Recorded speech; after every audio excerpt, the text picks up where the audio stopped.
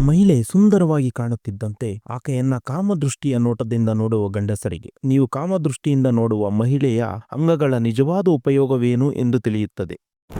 ಒಂದು ಊರಿನಲ್ಲಿ ವಂಶಿ ಎಂಬ 24 ವರ್ಷದ ಹುಡುಗನಿದ್ದನು. ವಂಶಿ ಮನೆ ಪಕ್ಕದಲ್ಲೇ ಸಂಧ್ಯಾ ಎಂಬ 35 ವರ್ಷದ ಸುಂದರ ಮಹಿಳೆ ವಾಸಿಸುತ್ತಿದ್ದಳು. ಸಂಧ್ಯಾ ಗಂಡ ಹೆಚ್ಚಾಗಿ ವ್ಯಾಪಾರ ಕೆಲಸಗಳಿಗಾಗಿ ವಿದೇಶಗಳಿಗೆ ಹೋಗುತ್ತಿರುತ್ತಾರೆ. ಆ ಕಾರಣದಿಂದ ಸಂಧ್ಯಾ ಮನೆಯಲ್ಲಿ ಒಬ್ಬಳೇ ಇರುತ್ತಾಳೆ. ಆ ಒಂಟಿತನದಲ್ಲಿ ವಂಶಿ ನೋಟ ಸಂಧ್ಯಾ ಮೇಲೆ ಬಿತ್ತು. ಸಂಧ್ಯಾ ಕೆಲಸದ ಮೇಲೆ ಎಲ್ಲಾದರೂ ಹೊರಗೆ ಹೋಗುತ್ತಿರುವಾಗ, ಮನೆಯ ಮುಂದೆ ನೀರು ಹಾಕುತ್ತಿರುವಾಗ, ಬಟ್ಟೆಗಳನ್ನು ಒಗೆಯುವಾಗ ಅಥವಾ ಒಂದೊಮ್ಮೆ ಆಕಸ್ಮಿಕವಾಗಿ ಕಾಣಿಸಿಕೊಂಡರೂ ವಂಶಿ ಮನಸ್ಸಿನಲ್ಲಿ ಬೇರೆ ಆಲೋಚನೆಗಳೇ ಬರುತ್ತಿದ್ದವು. ಸಂಧ್ಯಾ ಸೌಂದರ್ಯವನ್ನು ನೋಡಿ ವಂಶಿ ತುಂಬಾ ಸಂತೋಷ ಪಡುತ್ತಿದ್ದನು. ಇದು ತಪ್ಪು ಎಂದು ತಿಳಿದಿದ್ದರೂ ಆ ಭಾವನೆಯನ್ನು ತಡೆಯಲು ಸಾಧ್ಯವಾಗುತ್ತಿರಲಿಲ್ಲ. ಆದರೆ ಒಂದು ದಿನ ಸಂಧ್ಯಾ ಸ್ನಾನ ಮಾಡುತ್ತಿರುವಾಗ ಕಿಟಕಿಯಿಂದ ನೋಡಲು ಶುರು ಮಾಡಿದನು. ಅದನ್ನು ನೋಡಿದ ಸಂಧ್ಯಾ ಆ ನೋಟವನ್ನು ಅರ್ಥ ಮಾಡಿಕೊಂಡು ವಂಶಿಯನ್ನು ಕರೆದು ಪಕ್ಕದಲ್ಲಿ ಕೂರಿಸಿಕೊಂಡಳು. ವಂಶಿ ಸಂಧ್ಯಾ ಏನು ಹೇಳುತ್ತಾಳೋ ಎಂದು ತುಂಬಾ ಗಾಬರಿಗೊಂಡನು. ಆದರೆ ಆಕೆ ನಗುತ್ತಾ ತುಂಬಾ ಸರಳವಾಗಿ ಒಂದು ಪವಿತ್ರವಾದ ಸತ್ಯವನ್ನು ಹೇಳಿದಳು. ವಂಶಿ, ನೀನು ನೋಡುತ್ತಿರುವ ಈ ದೇಹ ಕೇವಲ ಸೌಂದರ್ಯವಲ್ಲ, ಪವಿತ್ರವಾದ ಬಂಧ.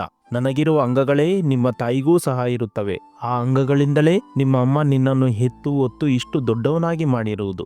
ನೀನು ಅಸಹ್ಯವಾಗಿ ನೋಡುತ್ತಿರುವ ಒಕ್ಕಳು ನಿಮ್ಮ ಅಮ್ಮ ನಿನ್ನನ್ನು ಲೋಕಕ್ಕೆ ಕರೆತರಲು ಕನೆಕ್ಟ್ ಮಾಡಿದ ಕರುಳಿನ ಬಂಧನದ ಸ್ಥಾನ.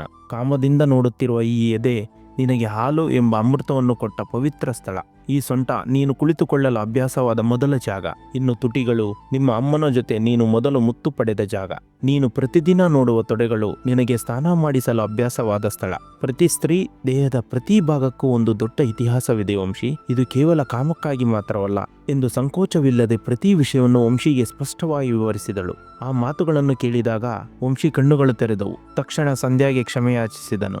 ಆ ದಿನದಿಂದ ಅವನ ನೋಟ ಸಂಪೂರ್ಣವಾಗಿ ಬದಲಾಯಿತು. ವಂಶಿ ನೋಡುವ ಪ್ರತಿ ಹುಡುಗಿಯಲ್ಲೂ ಪ್ರತಿ ಸ್ತ್ರೀಯಲ್ಲೂ ತನ್ನ ತಾಯಿಯನ್ನು ನೋಡಲು ಶುರು ಮಾಡಿದನು. ಈ ಕಥೆಯ ಬಗ್ಗೆ ಹುಡುಗರ ಅಭಿಪ್ರಾಯವೇನು? ಒಬ್ಬ ಮಹಿಳೆಯಾಗಿ ನಿಮ್ಮ ಅಭಿಪ್ರಾಯವನ್ನು ತಿಳಿಸಿ. ಪ್ರತಿಯೊಬ್ಬರೂ ನಿಮ್ಮ ಅಮೂಲ್ಯವಾದ ಅಭಿಪ್ರಾಯವನ್ನು ಕಾಮೆಂಟ್ ರೂಪದಲ್ಲಿ ನಮ್ಮೊಂದಿಗೆ ಹಂಚಿಕೊಳ್ಳಿ. ಈ ಕತೆ ನಿಮ್ಮ ಮನಸ್ಸನ್ನು ತಟ್ಟಿದರೆ ಈ ವಿಡಿಯೋ ತಪ್ಪದೇ ಲೈಕ್ ಮಾಡಿ, ನಿಮ್ಮ ಕುಟುಂಬ ಮತ್ತು ಸ್ನೇಹಿತರಿಗೆ ಶೇರ್ ಮಾಡಿ. ಇಂಥ ಇನ್ನೂ ಹೆಚ್ಚಿನ ಒಳ್ಳೆಯ ಕಥೆಗಳಿಗಾಗಿ ನಮ್ಮ ವಿನಯ್ ಟಿವಿ ಕನ್ನಡ ಚಾನಲ್ ಅನ್ನು ಈಗಲೇ ಸಬ್ಸ್ಕ್ರೈಬ್ ಮಾಡಿಕೊಳ್ಳಿ.